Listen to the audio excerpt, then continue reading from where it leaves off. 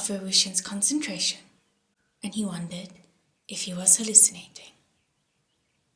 Breathing in strained and irregular gulps, he was too mesmerized to spare the man's face a single glance.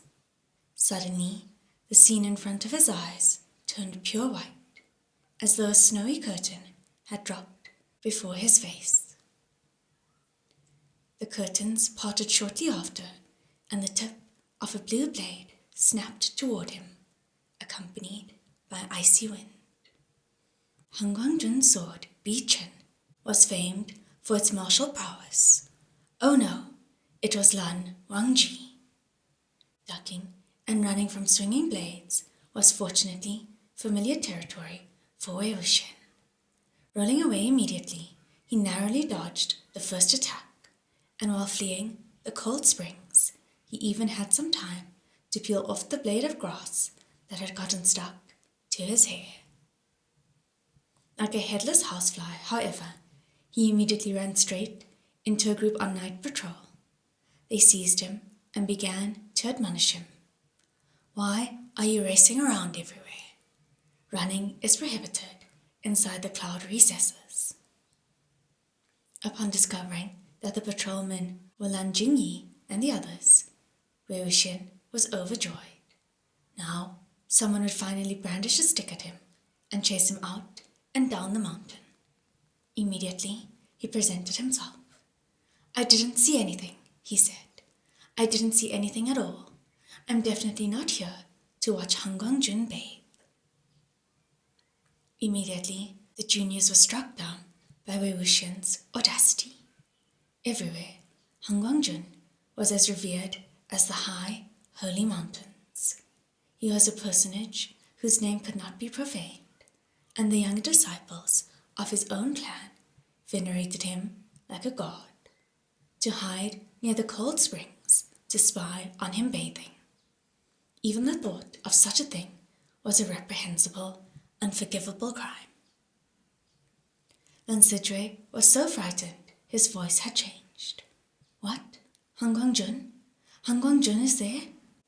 Furiously, Lan Jingyi yanked Wei Wuxian over. You gay bastard, he said. You'd spy on him too? Wei Wuxian sealed his criminal reputation while the iron was hot. But I didn't get a single glimpse of Han Guangjun without his clothes on, he shouted. Lan Jingyi angrily sputtered. You're like someone who hides silver in his backyard, then puts up a sign saying, no silver here. You're still saying you didn't do it. Well, if you didn't do it, then why are you sneaking around like some sort of perverted ghost? Look at yourself. You're too ashamed to even show your face. Wei Wuxian had indeed covered his face with both of his hands. Do you have to be so loud? He said. Making a racket is prohibited inside the cloud recesses. Just as they began flapping at each other like confused dogs and headless chickens, Lan Wangji emerged from the thick bed of orchid plants, his long hair loose and white robes draped over his body.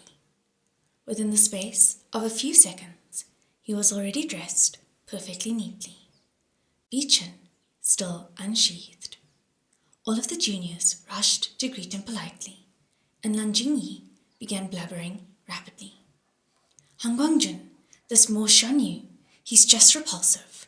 You only brought him back because he helped us out at Mo Manor, but he... Wei Wuxian thought that this time his actions must be beyond anything Lan Wangji could bear. Surely now he'd be swiftly kicked out of the mountain gate. But in fact, Lan Wangji did nothing more than briefly sweep his eyes over the offender. Silent for a moment, he sheathed Bi Chen with a shing and said, Everyone, go. These 3 syllables were uttered calmly and lightly, yet were powerful enough to preempt any objection, causing everyone to disperse forthwith. Nonchalantly, Lan Wangji grabbed and lifted Wei Wuxian by the back collar and lugged him toward the silence room. In Wei Wuxian's past life, he and Lan Wangji had been roughly the same height, and were both slender and unusually tall. Wei Wuxian had only been a tiny bit shorter than Lan Wangji. When they stood next to each other, there was barely a centimeter's difference. But after awakening to a new life in a new body, he was a full 7 centimeters or so shorter than his old acquaintance. Though ordinary people would still consider him tall and slim, while Lan Wangji dangled him over the ground, he was completely unable to put up a fight. He struggled, stumbled, and was on the verge of shouting, but Lan Wangji said coldly, "Those who make an uproar will be silenced." Though Wei Wuxian had tried and failed to get thrown off the mountain, he had to decline being silenced. "Thank you very much." No matter how he thought about it, he was unable to comprehend what was happening. Since when did the Lan clan have so much tolerance for an utterly shameless delinquent who spied on such a distinguished member of their family bathing? When Lan Wangji hauled Wei Wuxian inside, he made a beeline for the inner chamber and threw said delinquent onto his bed. Wei Wuxian thudded as he landed and let out a cry of pain. Unable to right himself at first, it was a while before he finally managed to struggle into a sitting position. Contemplating feigning coquettish anger to unsettle the man, he lifted his head and glanced at him. Towering over his head, Lan Wangji held Bi-Chen in one hand, gazing imperiously down upon him. Wei Wuxian was accustomed to seeing Second Master Lan with his forehead ribbon and hair tied neatly, meticulous in every detail, not a single thread out of place. The sight of his raven hair, slightly disheveled, and his frame wrapped only in a thin garment was entirely foreign, and he couldn't help but slightly stare. Moreover, after the dragging and floundering and staggering, Lan Wangji's originally tightly closed collar had been pulled open, and a well-defined collarbone peeked through the gap, as did the crimson brand beneath it. Once more, the moment Wei Wuxian's eyes fell upon the scar, his attention was hostage to it. Before he had become the yielding patriarch, his own body had borne such a scar. What's more, Lan Wangji's scar was, in both location and shape, exactly the same. Wei Wuxian couldn't help but find the mark familiar but strange. And speaking of strange, the 30 or more whip scars on Lan Wangji's back were also strange. Second Master Lan had made his name at a young age. Everyone heaped high praise upon him, and he was widely known as the most orthodox and punctilious of cultivators. He was one of the twin jades, the pride of the Gusu Lan clan, and older generations all viewed his every word and action as a standard of excellence for all of their disciples. What unforgivable thing could he have possibly done to be subject to such a brutal punishment? To have 30 or more whip scars, he must have been beaten within a hair of death. Once the injuries were inflicted on his body, the scars would stay his entire lifetime, so he never forgot and would never commit such a crime ever again. Following Wei Wuxian's line of sight, Lan Wangji lowered his gaze almost imperceptibly when he pulled his collar shut, covering his collarbone and hiding his scar, thus transforming into the frosty Hanguang-jun once more. Just then, the heavy toll of the clock echoed into the room from outside. The Lan clan's rules were rigid and exacting, and their schedule of work and rest was extremely strict. They went to sleep at exactly 9 at night and rose at exactly 5 the next morning, supervised by the bells ringing. Listening to the clock with rapt attention, Lan Wangji said to Wei Wuxian, "You will sleep here." Without leaving him any chance to reply, he turned and crossed into the other partition of the silence room, leaving Wei Wuxian lying crookedly on the bed, deeply bewildered. It wasn't as though he hadn't suspected that Lan Wangji had guessed his true identity. But the problem was that it made no sense from the perspective of logic or feeling, since bodily sacrifice was a forbidden technique. By necessity, very few people knew of it, and because only pieces of the instructions had survived, there was no way to actually use it. This had been the case for a long time, and thus even the number of people who believed in the idea had dwindled. It was a mystery as to exactly how Mo Shanyu had gotten hold of a copy of the secret scroll detailing the procedures for casting the spell, without which he couldn't have summoned Wei Wuxian. In any case, Lan Wangji could hardly have concluded that the person in Mo Shanyu's body was him, purely based on some bad flute playing.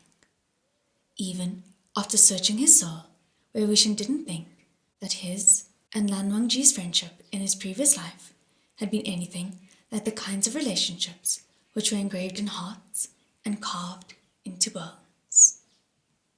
They had been students together, faced danger together, and fought side by side, but these moments had been like falling petals or running water, quick to come and quick to go. Lan Wangji was a disciple of the Gusulan clan, which fated him for a life of refinement and propriety, incompatible with Wei Wuxian's natural temperament. Though he couldn't call their relationship poor, he couldn't, with a straight face, say that it was good either. Lan Wangji's opinion of him was probably the same as others.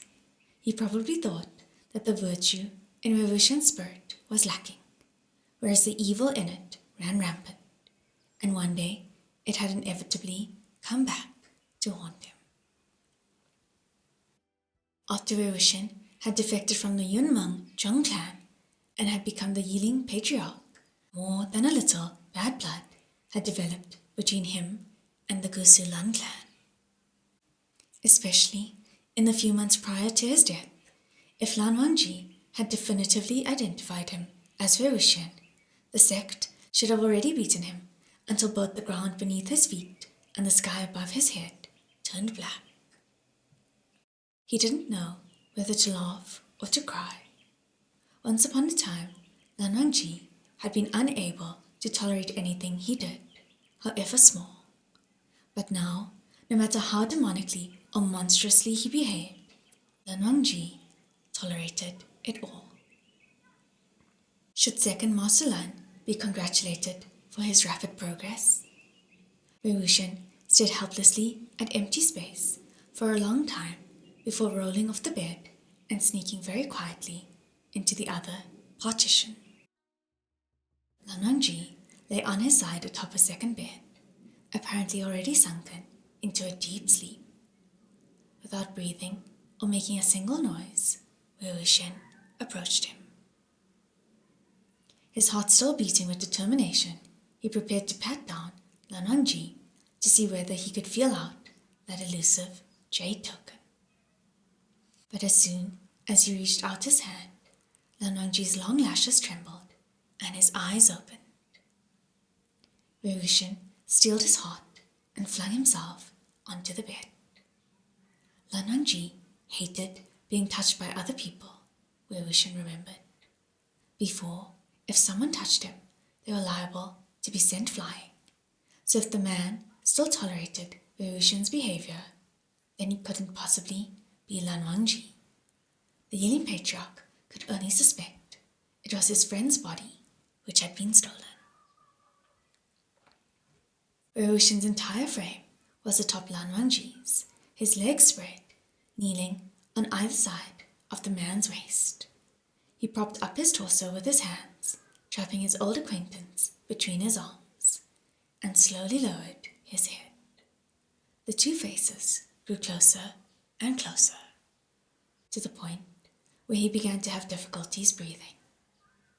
Then Lan Wangji finally opened his mouth. After a period of heavy silence, he said, "Off," summoning the thickest skin he possessed, Wei Wuxian said, "No."